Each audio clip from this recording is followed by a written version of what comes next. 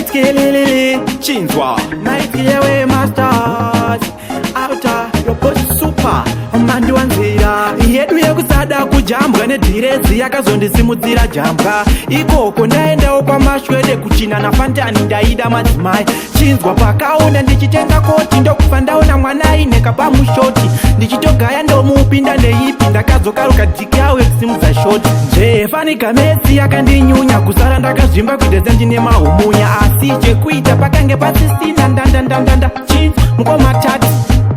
ndaiti ndiri kukecheni kusaziva kuti homwe kakandisechaka ndichiti ndiri kukecha fanika juice kadi mufunge kakandiscrecha ndaiti ndiri kukecheni kusaziva kuti homwe kakandisechaka ndichiti ndiri kukecha fanika juice kadi mufunge kakandiscrecha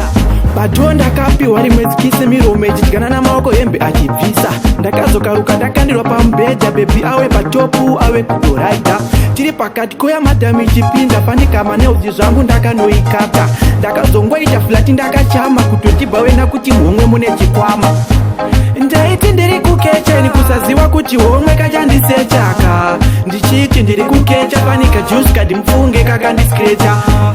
ndaiti ndiri kukecheni kusaziva kuti homwe kachandisechaka ndichiti ndiri kukecha fanika juice kadi mufunge kakandiscrecha ndakazozviona ndawa mukombi ndatowa kumbudzi ndadarika mufombi kuti inini ndarohwa teninoti nemabhiyazi kwandabva kuhwa ndichakuketi ndipo pakatangira mahwani ndikatotabvura ndodoti kuna standosani ndopandakanzwa madhamu wachindizunza zvikanzi mukaimhanidza towa kumateni ndaiti ndiri kukecheni kusaziva kuti homwe kachandisechaka ndichiti ndiri kukecha fanika juice kadi mufunge kakandiscrecha ndaiti ndiri kukecheni kusaziva kuti homwe kachandisechaka ndichiti ndiri kukecha fanika juice kadi mufunge kakandiscrecha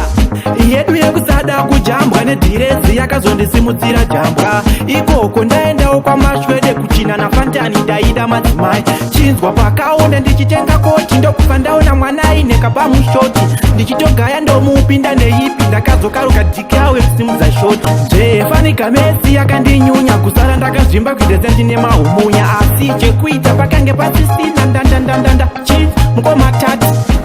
ndaiti ndiri kukecheni kusaziva kuti homwe kachandisechaka ndichiti ndiri kukecha fanika juice kadi mufunge kakandiscrecha ndaiti ndiri kukecheni kusaziva kuti homwe kachandisechaka ndichiti ndiri kukecha fanika juice kadi mufunge kakandiscrecha